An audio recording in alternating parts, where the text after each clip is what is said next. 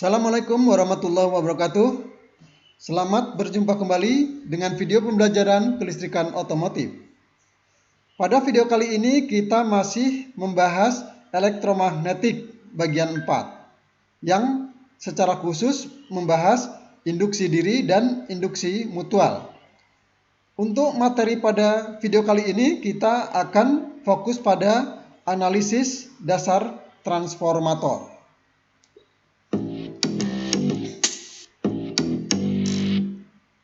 Pada video sebelumnya kita sudah membahas mengenai induktansi diri dan flux, faktor-faktor yang mempengaruhi induktansi diri. Kemudian kita juga sudah membahas mengenai induktansi mutual. Pada video kali ini kita akan membahas mengenai hubungan induktansi diri dan induktansi mutual. Baik, kita mulai pembahasan kita. Apabila dua buah kumparan N1 dan N2 digulung pada suatu inti non-magnetik, jika reluktansi inti adalah S ampere turn per Weber dan koefisien kopling adalah sama, maka L1 sama dengan N1 kuadrat per S dan L2 sama dengan N2 kuadrat per S. Nah, dari kedua persamaan ini bisa kita gabung ya. Maka L1 kali L2 itu akan sama dengan N1 kuadrat kali N2 kuadrat per S kuadrat. Ini ya. Kemudian pada video sebelumnya juga kita sudah membahas bahwa M ya atau mutual induktansi itu sama dengan N2 phi per I1 Henry. Nah, dari persamaan ini kemudian jika kita kalikan dengan N1 per N1 ya, ini nilainya 1. Jadi apapun dikalikan dengan 1 akan sama. Nah, sekarang kita kalikan dengan N1 per N1. Ini juga sama dengan 1. Sehingga kita peroleh M sama dengan N1 N2 phi per N1 kali I1. Ini, jadi kita kalikan dengan N1 per N1 di sini ya. Nah, pada video sebelumnya kita juga sudah memiliki persamaan phi per N1 kali I1 itu sama dengan 1/S ya. Sehingga persamaan ini bisa kita sederhanakan lagi menjadi M sama dengan N1 kali N2 per S ya. Jadi dengan memasukkan unsur phi per N1 kali I1 ya ke persamaan ini kita gantikan dengan 1/S, maka persamaan menjadi lebih sederhana. M sama dengan N1 N2 per S. Sehingga M2 kuadrat sama dengan N1 kuadrat kali N2 kuadrat per S kuadrat. Ini ya. Nah, dengan membandingkan ya persamaan tadi ya, yaitu L1 L2 sama dengan N1 kuadrat kali N2 kuadrat per S kuadrat, dan persamaan M kuadrat sama dengan N1 kuadrat kali N2 kuadrat per S kuadrat ya, maka kita memiliki persamaan sekarang M kuadrat sama dengan L1 kali L2 ini ya. Nah, dari persamaan ini maka kita bisa mengambil M ya sama dengan akar L1 kali L2 Henry. Nah, persamaan ini ya, ini digunakan jika terjadi kopling 100% antar koil ya, atau K sama dengan 1 ya. Jika nilai K kurang dari 1, maka secara umum persamaannya akan menjadi M sama dengan K dikali akar L1 kali L2. Nah, jadi kalau ini persamaannya jika 100%, ya, nilai K-nya. Jika kurang dari 100%, ya, atau kurang dari 1 nilai K-nya, maka persamaannya menjadi M sama dengan K akar L1 L2 Henry. Ya. Baik, kita lihat contoh soalnya, ya. Suatu kumparan memiliki 400 lilit dan digulung pada toroid baja tuang yang memiliki panjang 25 cm dan penampang 4,5 cm persegi. Jika baja tersebut memiliki permeabilitas relatif 180 di bawah kondisi operasi, tentukan induktansi diri kumparan tersebut. Ya. Nah, dari soal ini kita memiliki data N sama dengan 400 lilitan. Kemudian panjang toroid 0,25 meter. Kemudian luas penampang adalah 4,5 kali 10 pangkat min 4 meter persegi. Jadi kita ubah cm persegi menjadi meter persegi, ya. Dan permeabilitas relatifnya adalah 180. Nah, kita sudah memiliki persamaan L sama dengan μ0 μr n kuadrat A per L, ya. Nah, dari data-data yang ada ini kita masukkan, ya. 4pi kali 10 pangkat min 7 ini adalah μ0 kali μr, ya. 180 dikali jumlah lilitan kuadrat, ya, 400 kuadrat dikali 4,5 kali 10 pangkat min 4 luas penampang, ya, meter persegi dibagi 0,25, ya, sehingga kita dapatkan L atau induktansi diri kumparan tersebut adalah 6,5 mH. Baik, kita lihat contoh berikutnya.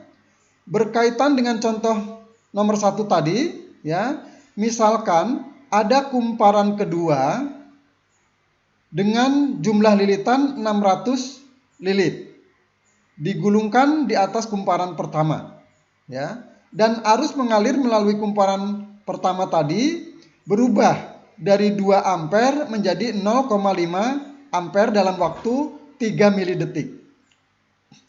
Jika 95% fluks yang dihasilkan terhubung ke kumparan 2, maka tentukan induktansi kumparan 2. Besarnya induktansi mutual, elektromotif force yang terinduksi pada kumparan 1, dan elektromotif force yang terinduksi secara mutual pada kumparan 2. Nah, dari data-data yang ada di sini kita memiliki beberapa data, yaitu L1 sama dengan 65 kali 10 pangkat min 3 dari contoh soal sebelumnya, ya. Kemudian perubahan arusnya dari 2 menjadi 0,5 itu sebesar 1,5 ampere, ya. Kemudian DT-nya adalah 3 kali 10 pangkat min 3 detik dan koefisien koplingnya, ya, itu sama dengan 0,95.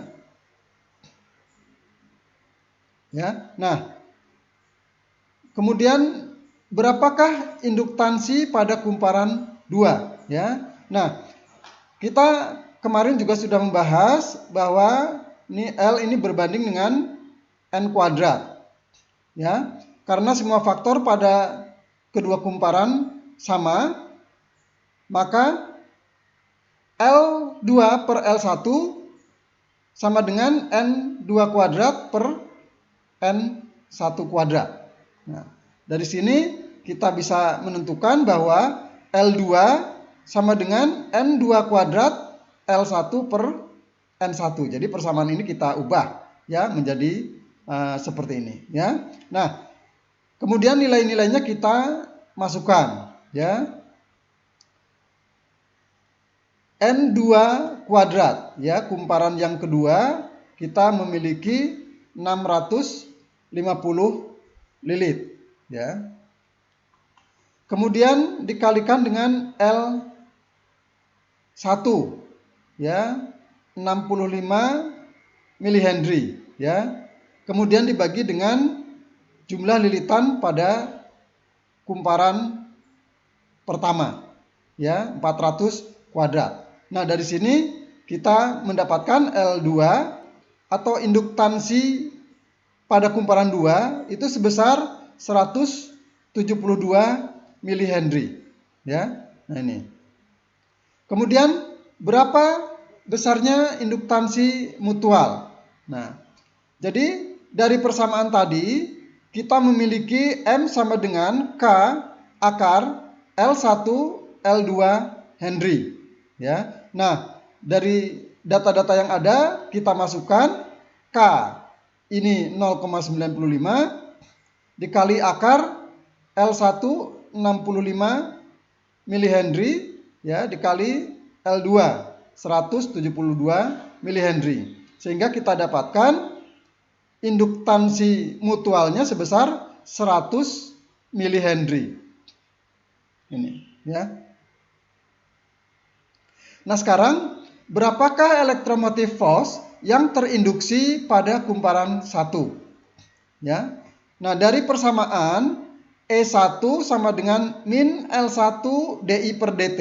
Ya, ini sudah kita bahas pada video sebelumnya persamaan ini ya. Kemudian kita masukkan data-data yang ada ya, 65 kali 10 pangkat min 3 ini L1 ya, kali 1,5 dibagi 3 kali 10 pangkat min 3 detik ya, sehingga kita peroleh elektromotif force yang terjadi pada kumparan 1 sebesar 32,5 volt. Sekarang berapa elektromotif force yang terinduksi secara mutual pada kumparan 2?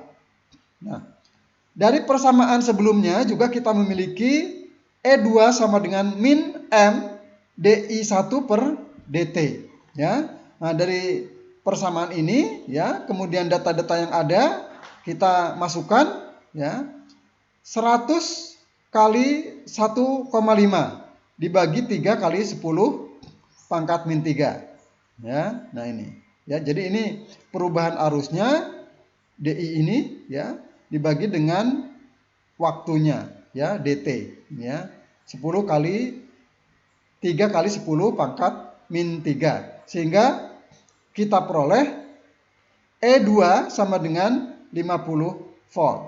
Nah, ini ya. Jadi nilai M ini ya 100 sudah kita dapatkan tadi pada bagian yang C. Nah, ini ya. Baik. Ini ada dua contoh tadi ya yang bisa kita sampaikan. Kemudian untuk latihan ya silahkan dikerjakan ya. Berkaitan dengan contoh satu sebelumnya, misalkan ada kumparan kedua dengan jumlah 700 lilit digulungkan di atas kumparan pertama dan arus mengalir melalui kumparan 1 berubah dari 2,5 ampere menjadi 0,8 ampere dalam waktu 2,5 mili detik ya. Jika 90% flux yang dihasilkan terhubung ke kumparan 2, maka tentukanlah induktansi pada kumparan 2 ya. Kemudian besarnya induktansi mutual, kemudian elektromotif force yang terinduksi pada kumparan 1 dan elektromotif force yang terinduksi secara mutual pada kumparan 2. Nah, baik, silakan dikerjakan ya. Nah, kemudian kita lanjutkan pembahasan kita mengenai energi yang tersimpan dalam suatu kumparan yang dialiri arus ya. Nah, seperti halnya suatu medan listrik, maka medan magnet juga menyimpan energi ya. Saat arus mengalir melalui suatu kumparan induktif, ya, diputus oleh saklar secara tiba-tiba, ya, maka energi ini dilepaskan. Nah, ini yang menyebabkan loncatan api terjadi di antara kontak pada saklar ini, ya. Ini terjadi percikan api. Nah, jadi saat arus mengalir melalui kumparan kemudian diputus oleh saklar, maka energi akan dilepaskan, ya. Dan ini menyebabkan atau energi yang dilepaskan tadi akan menyebabkan terjadinya percikan api di antara kontak pada saklar ini, ya.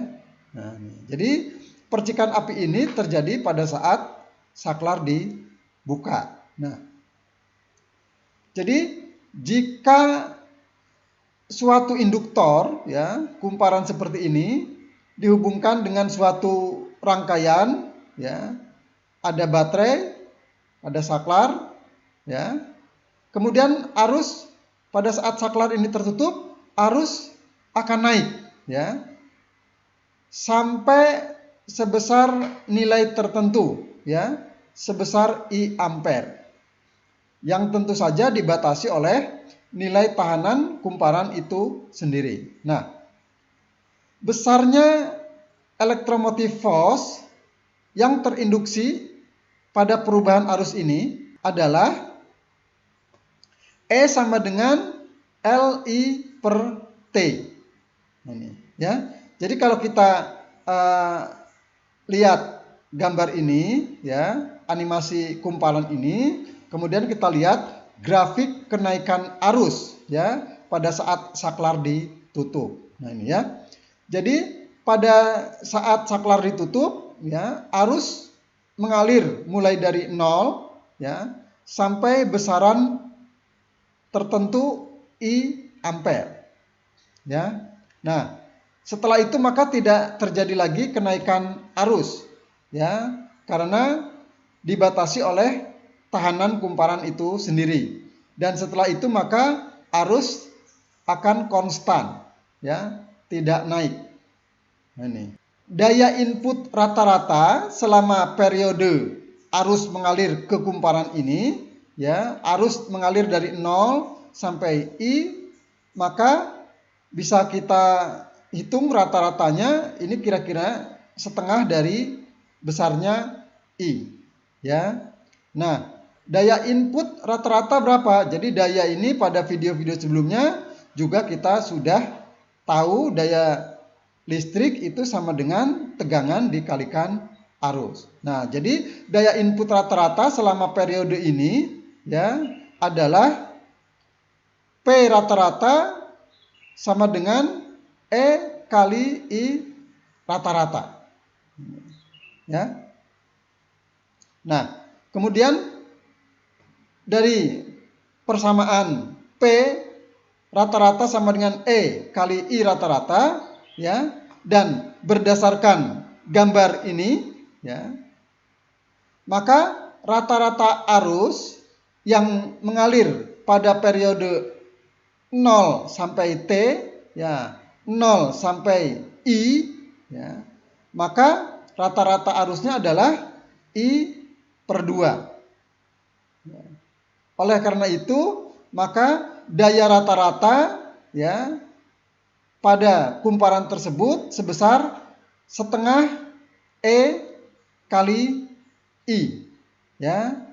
Nah, karena daya itu adalah E kali I dan rata-rata arus yang mengalir pada kumparan tadi yang digambarkan dengan grafik ini, maka rata-ratanya adalah setengah I. Sehingga daya rata-ratanya adalah setengah E kali I, ya. Nah, ini, ya. Nah, sekarang kita tadi punya persamaan, ya. E sama dengan LI per T, ya. Nah, sekarang E elektromotif ini kita masukkan ke persamaan ini, ya. Jadi daya rata-rata sama dengan setengah E kali I. nilai E kita gantikan dengan LI per T.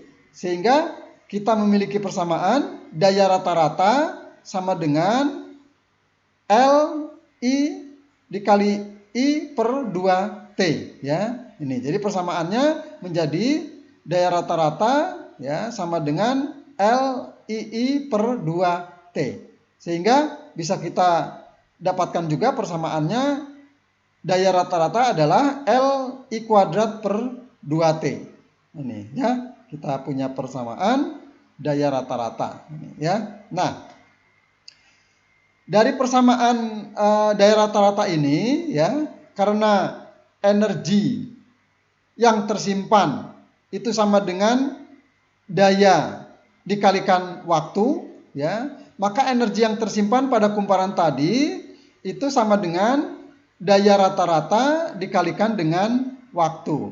Oleh karena itu maka kita mendapatkan energi sama dengan LI kuadrat dikali T per 2T. Ya, jadi ini daya rata-rata. Ya. LI kuadrat per 2T. Nah, bahwa energi itu sama dengan P dikali T, ya, maka P ini kita masukkan, P rata-rata ini, ya. P rata-rata sama dengan LI kuadrat per 2T, ya. Nah, sehingga jika energi sama dengan P rata-rata kali T, maka kita dapatkan energi sama dengan LI kuadrat T per 2T.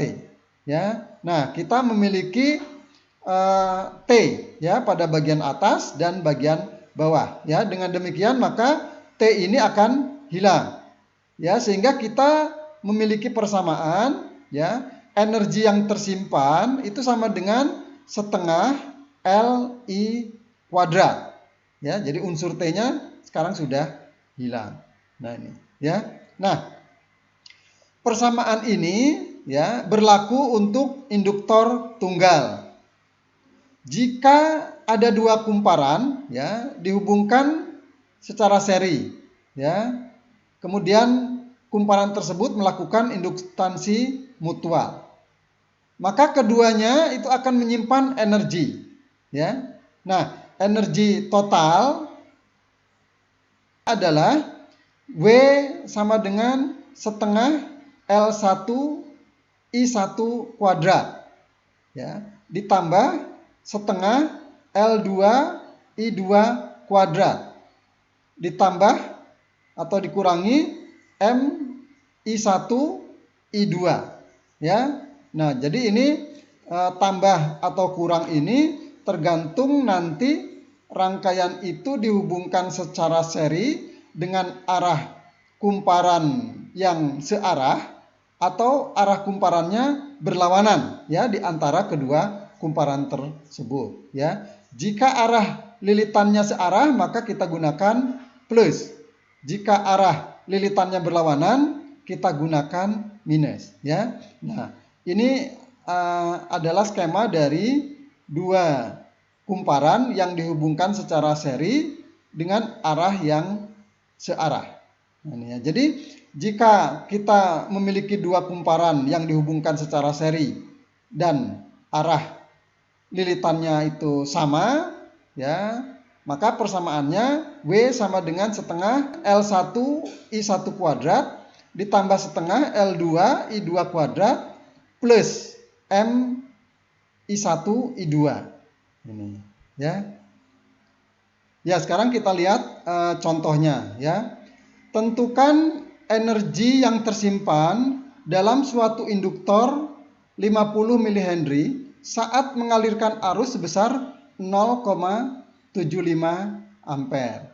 Nah, ya, dari data-data yang ada, L sama dengan 50 kali 10 pangkat min 3 Henry. Ya. Kemudian arus yang mengalir sebesar 0,75 ampere. Ya. Nah, dari persamaan W sama dengan setengah L I kuadrat, maka kita dapatkan ya, kita masukkan ya 50 kali 10 pangkat min 3, ini L-nya, kemudian dikalikan I kuadrat ya, 0,75 kuadrat dibagi 2, sehingga kita dapatkan energi yang tersimpan pada kumparan tersebut sebesar 14,1 milijoule. Ya. Sekarang kita lihat contoh yang kedua. Dua buah induktor dengan nilai induktansi masing-masing 25 milihenry dan 40 milihenry dililitkan pada suatu inti ferromagnetik dan dihubungkan secara seri satu sama lain. Koefisien koplingnya adalah K sama dengan 0,8. Saat arus mengalir melalui kedua kumparan tersebut sebesar 0,25 ampere, maka tentukanlah energi yang tersimpan pada masing-masing kumparan dan energi total yang disimpan saat kumparan dihubungkan secara seri searah dan seri berlawanan. Nah, dari data-data yang ada ini maka kita memiliki L1 ya, induktansi pada kumparan 1 sebesar 25 kali 10 pangkat min 3 Henry ya. Kemudian induktansi pada kumparan kedua L2 sama dengan 40 ya, kali 10 pangkat min 3 Henry. Kemudian I1 ya, berarti di sini arus mengalir melalui kedua kumparan ya 0,25 ampere, maka I1 sama dengan I2 sebesar 0,25 ampere. Dan koefisien koplingnya adalah 0,8. Nah, kita memiliki persamaan tadi W1 sama dengan setengah L1 I1 kuadrat ya. Sehingga kita masukkan angka-angkanya ya. 0,5 kali 25 ya, ini setengah ya. Setengah kali 25 kali 10 pangkat min 3 Henry ya, kali 0,25 kuadrat besarnya arus ini. Sehingga dari sini kita dapatkan energi yang tersimpan pada kumparan 1 sebesar 0,78 milijoule. Nah, kemudian energi yang tersimpan pada kumparan 2 atau W2 sama dengan setengah L2 I2 kuadrat. Ya, kita masukkan.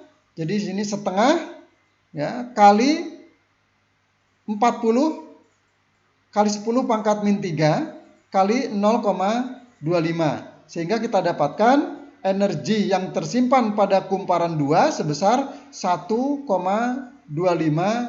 milijoule. Ya.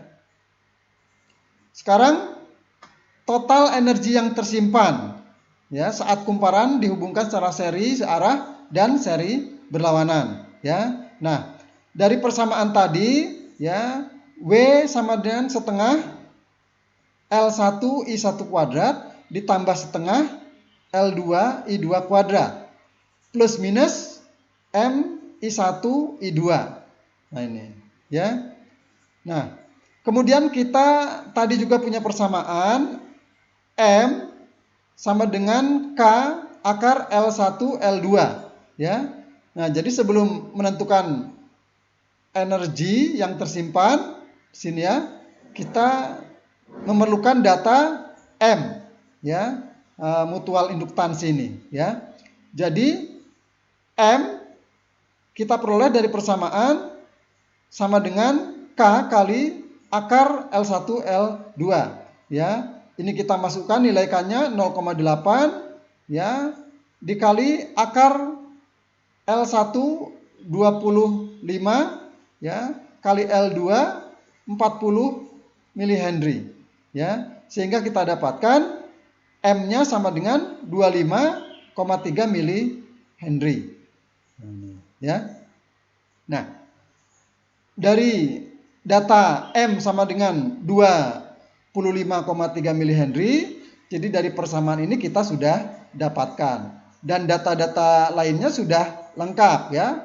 L1, I1, ada L1, ada I1, kemudian ada L2, I2 ya, ada L2 di sini, ada I2, M-nya sudah ada, I1, I2 sudah ada, ya. Nah, jadi sudah lengkap, maka kita menentukan M, I1, I2. Ya.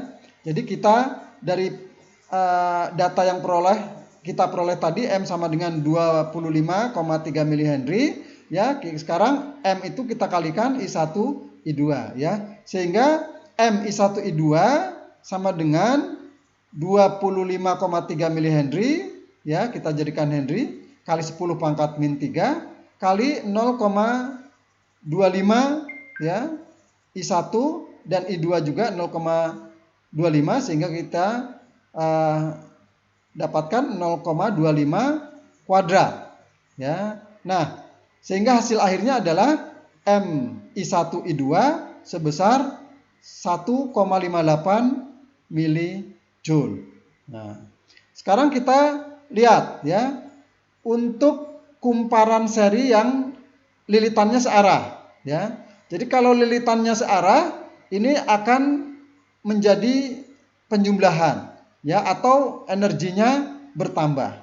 Nah, sekarang jika searah, ya, maka persamaannya tadi di sini, ya, W sama dengan setengah L1 I1 kuadrat tambah setengah L2 I2 kuadrat ditambah M I1 I2. Jadi kita menggunakan tambah, ya. Nah, dari yang tadi sudah kita hitung, ya, bahwa W1 sudah kita peroleh tadi, ya, pada bagian sebelumnya, bagian A. W1 sama dengan 0,78, ya, ditambah W2 1,25, ya, ditambah 1,58 milijoule, ya. Jadi ini yang tadi kita dapatkan, ya. Perhitungan A, W1 kita peroleh 0,78 milijoule, ya. Kemudian W2 1,25 milijoule. Ini kita jumlahkan, ya. Nah, sehingga kita dapatkan di sini W sama dengan 3,6 milijoule, ya. Jadi total energi yang tersimpan pada kumparan yang dihubungkan secara seri dengan arah lilitan searah, maka energi yang tersimpannya adalah 3,6 milijoule. Sekarang jika lilitannya berlawanan arah, ya. Nih, maka jika berlawanan arah lilitannya, maka ini akan saling mengurangi, ya. Sehingga persamaannya kita gunakan minus, ini, ya. Nah, sehingga energi yang tersimpan pada kedua kumparan tersebut, ya, jika arah lilitannya berlawanan, maka W sama dengan 0,78 ditambah 1,25 dikurangi 1,58 milijoule, sehingga kita peroleh energi yang tersimpan saat kumparan berlawanan arah, ya, sebesar 0,45 milijoule. Ya. Baik, kita lanjutkan dengan latihan, ya. Jadi dari contoh-contoh soal tadi, ya, silahkan ini dikerjakan. Latihan 1, tentukan energi yang tersimpan dalam suatu induktor sebesar 60 mH saat mengalirkan arus sebesar 0,85 ampere, ya. Kemudian latihan yang kedua, 2 buah induktor dengan nilai induktansi masing-masing 30 mH dan 45 mH dililitkan pada suatu inti ferromagnetik dan dihubungkan secara seri satu sama lain, ya. Nah, koefisien koplingnya adalah K sama dengan 0,85. Saat arus mengalir melalui kedua kumparan tersebut sebesar 0,3 ampere, tentukanlah besarnya energi yang tersimpan pada masing-masing kumparan dan total energi yang tersimpan saat kumparan dihubungkan secara seri searah dan seri berlawanan, ya. Nah, baik, silakan dikerjakan, ya. Kita lanjutkan pembahasan kita mengenai prinsip transformator. Ya, jadi transformator ini ya terdiri dari dua kumparan. Ya, kumparan yang pertama atau sering kita sebut dengan kumparan primer. Ya, kemudian kumparan yang kedua yang sering kita sebut dengan kumparan sekunder. Ya, jumlah lilitan pada kumparan primer sebanyak N1, jumlah lilitan pada kumparan sekunder sebanyak N2. Ini ya. Nah, ini flux magnet yang terjadi ya pada inti besi sebuah transformator phi ya. Ini pada saat ada arus mengalir ke kumparan primer ya. Ya. Jadi nanti kita akan membahas mengenai V1 ya, potential difference ya pada kumparan 1, kemudian electromotive force pada kumparan 1 ya, kemudian pada kumparan 2 juga electromotive force-nya dan potential difference ya, V2. Nah, mengapa ada V1, ada E1 ya, sama-sama tegangan. Nah, ya.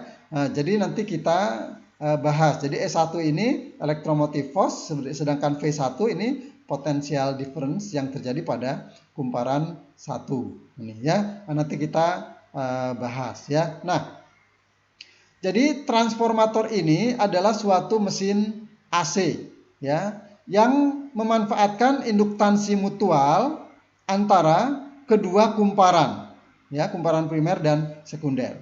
Nah, kedua kumparan ini dililitkan pada inti besi ya, tetapi satu sama lain ini tidak saling berhubungan secara kelistrikan. Jadi kumparan 1 dan kumparan 2 ini terpisah, tidak terhubung ya, hanya dililitkan pada inti besi yang sama ya, tetapi masing-masing ini memiliki isolasi kumparan ini sehingga tidak saling terhubung antara kumparan primer dan kumparan sekunder.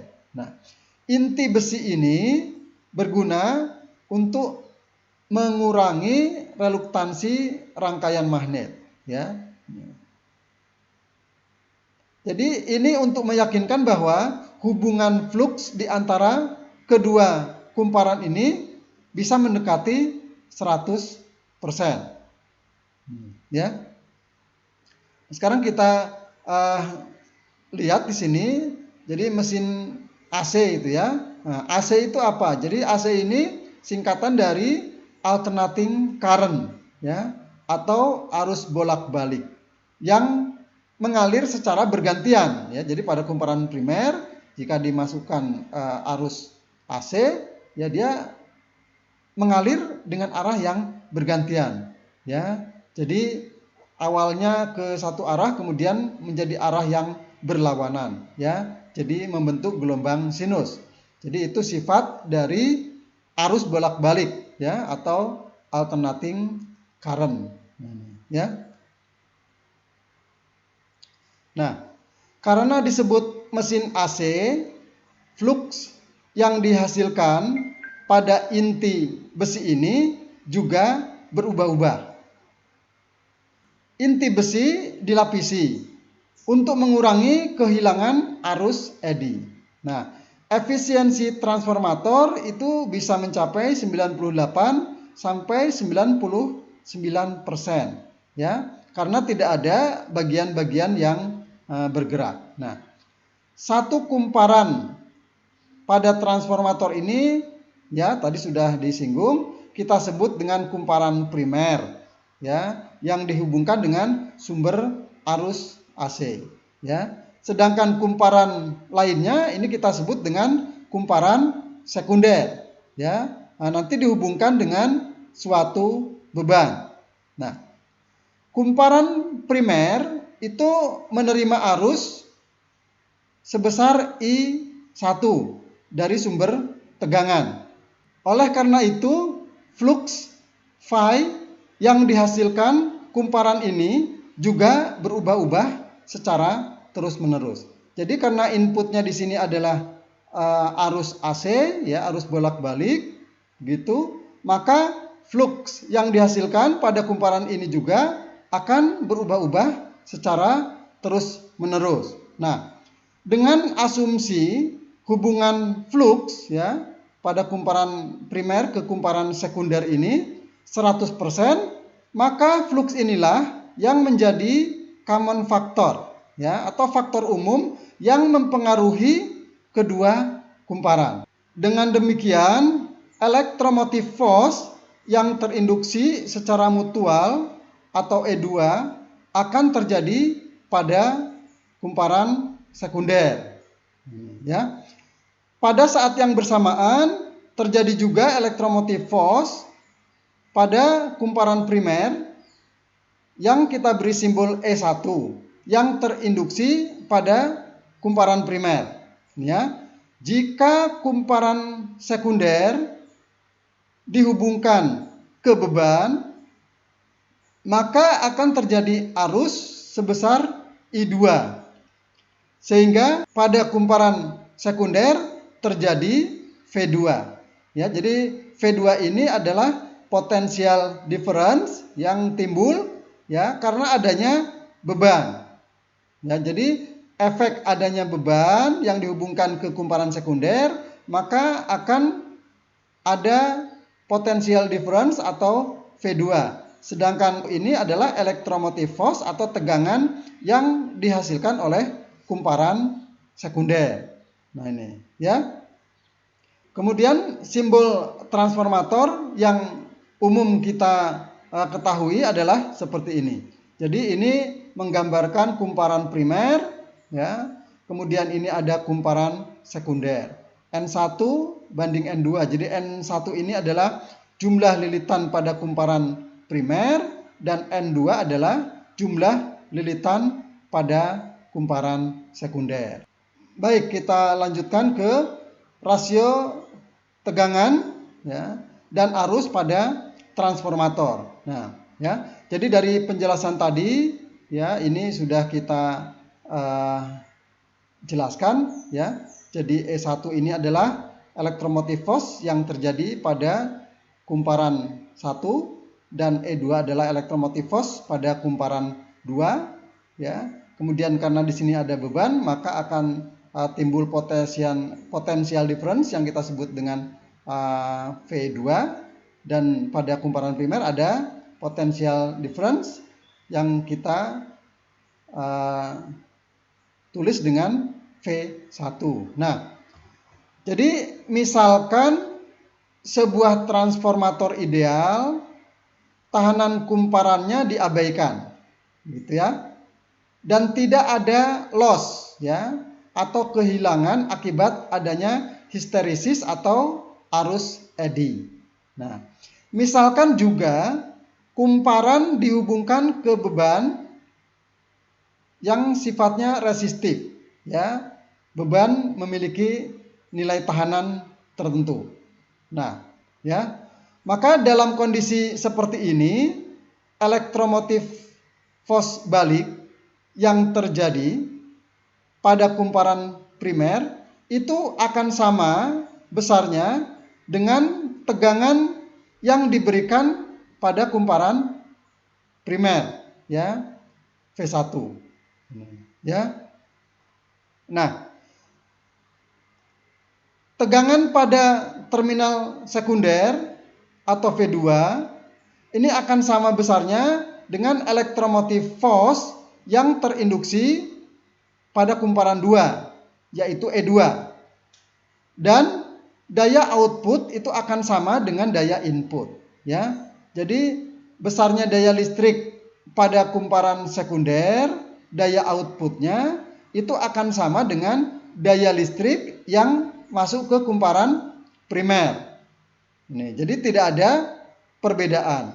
Ya, jika kita asumsikan bahwa transformator ini efisiensinya 100%, maka daya yang masuk ke kumparan primer akan sama dengan daya yang keluar pada kumparan sekunder. Nah, kedua electromotive force yang dihasilkan pada kumparan 1 dan kumparan 2 ini dinyatakan dengan E1 sama dengan min NI dφ per dt volt ya, ini untuk E1.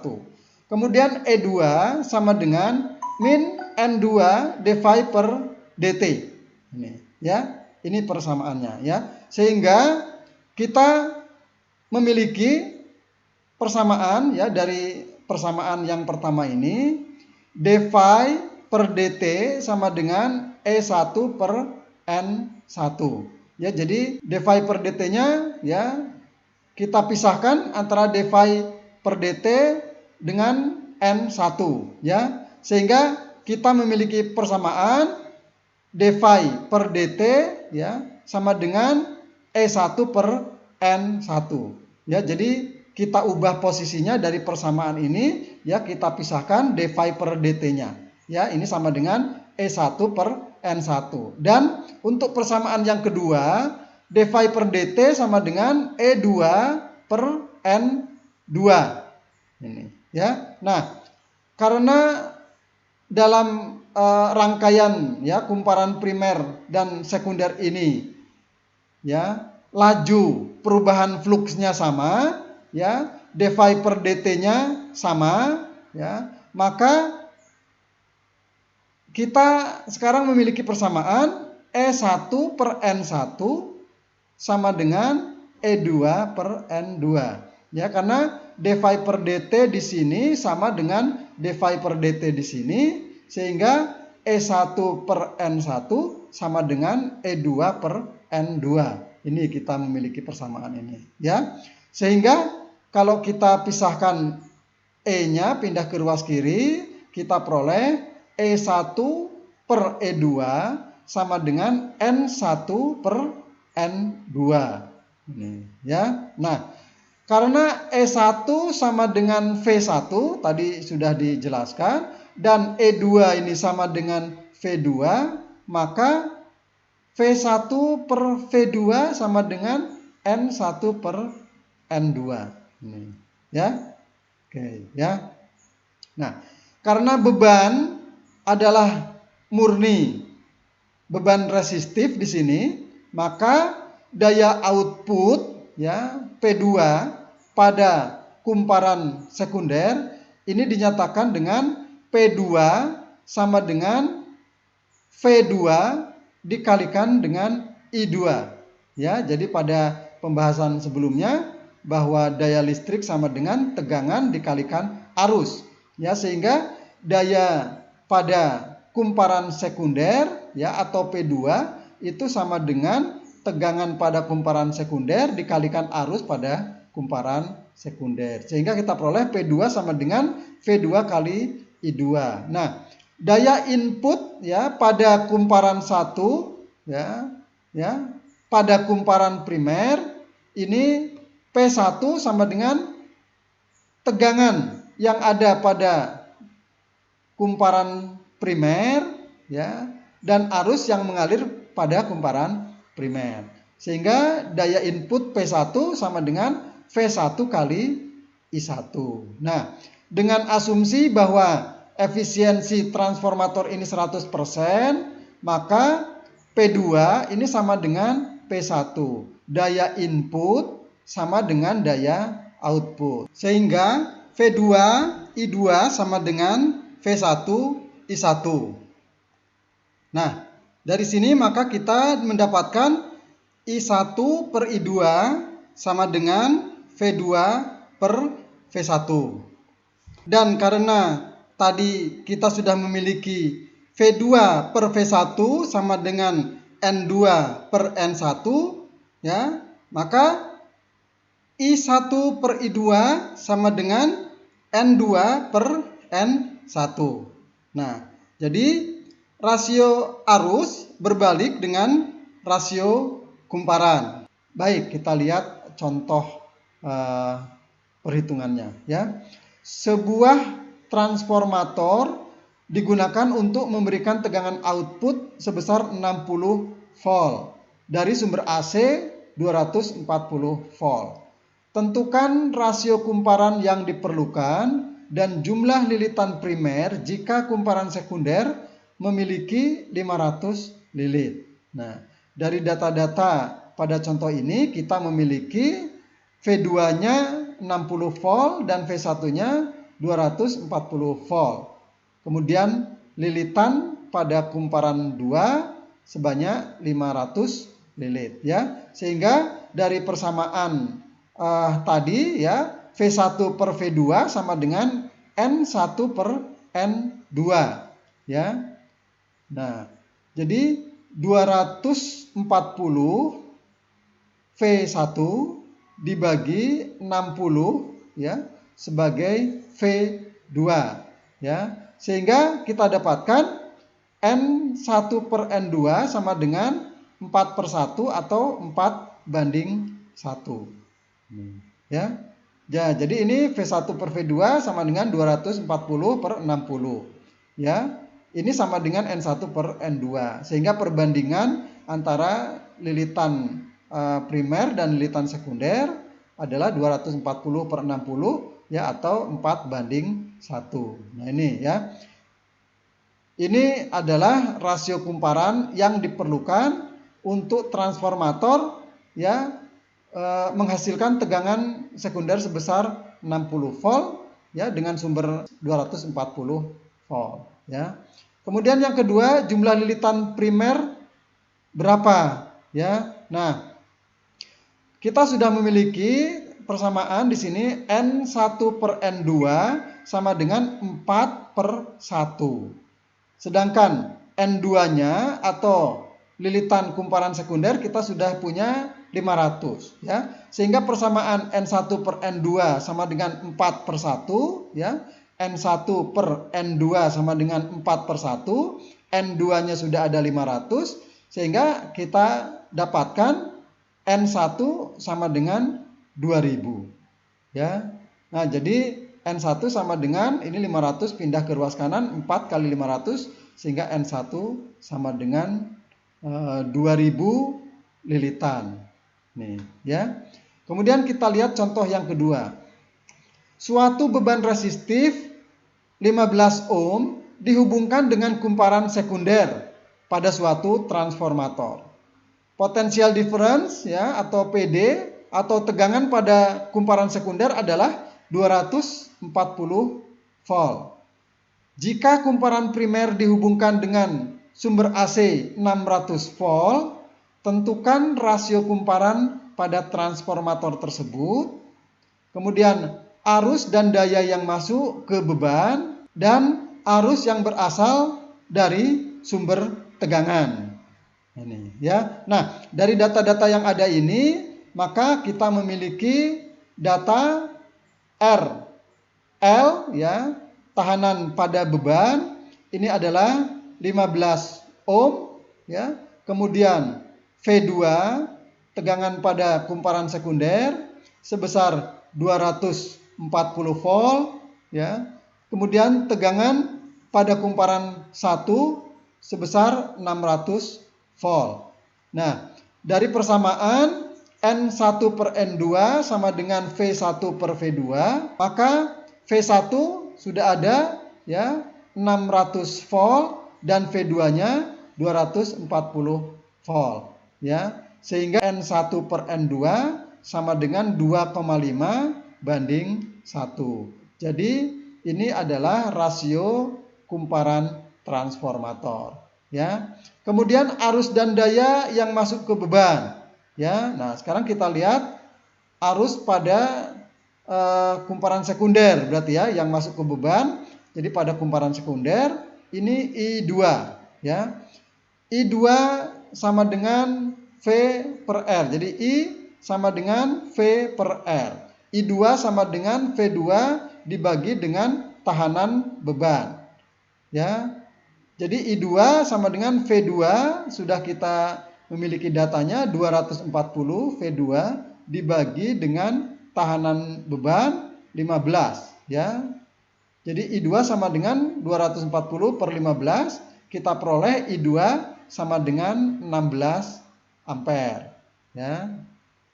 Sekarang daya yang masuk berapa pada kumparan sekunder ya? Daya yang masuk ke beban ya di sini. Nah, jadi daya itu sama dengan tegangan dikalikan arus ya pada kumparan sekunder, sehingga daya pada kumparan sekunder itu sama dengan V2 kali I2 ya. V2-nya 240 ya. Kemudian dikali dengan I2-nya kita peroleh tadi 16 ampere, sehingga kita peroleh daya yang masuk ke beban sebesar 3,84 kilowatt ya. Nah, sekarang arus yang berasal dari sumber ya atau I1 itu berapa besarnya ya. Nah, dari persamaan tadi bahwa P1 sama dengan P2 ya. Jadi daya input sama dengan daya output. Tadi kita asumsikan bahwa efisiensinya 100% ya, sehingga P1 sama dengan P2, daya input sama dengan daya output. Tadi sudah kita hitung daya pada kumparan sekunder atau daya outputnya 3,84 kilowatt. Sehingga daya pada kumparan primer ya atau yang masuk ke kumparan primer itu 3,84 kilowatt. Nah, ya. Nah, sekarang dari persamaan P1 sama dengan V1 kali I1 ya. Sekarang kita keluarkan ya atau kita ambil I-nya ya. Jadi dari persamaan ini I1 sama dengan P1 per V1 ya. Kita masukkan P1-nya 3,84 kilowatt ya, kita jadikan watt 3840 watt dibagi V1-nya ya, V1 600 ya. Nah, sehingga arus yang mengalir ke kumparan primer itu sebesar 6,4 ampere ya. Atau ya I1 sama dengan I2 kali N2 per N1 ya. Jadi tadi kita punya persamaan juga ya. I1 per I2 sama dengan N2 per N1 ya, sehingga kalau kita keluarkan I1-nya kita pisahkan, I1 sama dengan I2 kali N2 per N1 ya, bisa kita hitung di sini, sehingga kita dapatkan juga dari sini I1 sama dengan 6,4 ampere. Baik ya, kita lanjutkan dengan latihan. Sebuah transformator digunakan untuk memberikan tegangan output 80 volt dari sumber AC 220 volt. Tentukan rasio kumparan yang diperlukan dan jumlah lilitan primer jika kumparan sekunder memiliki 600 lilit ya. Kemudian latihan yang kedua, suatu beban resistif 20 ohm dihubungkan dengan kumparan sekunder suatu transformator. Nah, potential difference atau PD atau tegangan pada kumparan sekunder adalah 220 volt. Jika kumparan primer dihubungkan dengan sumber AC 500 volt, maka tentukan rasio kumparan transformator tersebut. Kemudian arus dan daya yang masuk ke beban dan arus yang berasal dari sumber tegangan ya. Baik, demikian pembahasan kita mengenai dasar transformator ya. Dari beberapa latihan yang ada, silahkan coba untuk dikerjakan untuk dapat memahami pembahasan kita kali ini. Demikian pembahasan kita pada video kali ini ya. Semoga bermanfaat. Terima kasih. Saya akhiri. Assalamualaikum warahmatullahi wabarakatuh.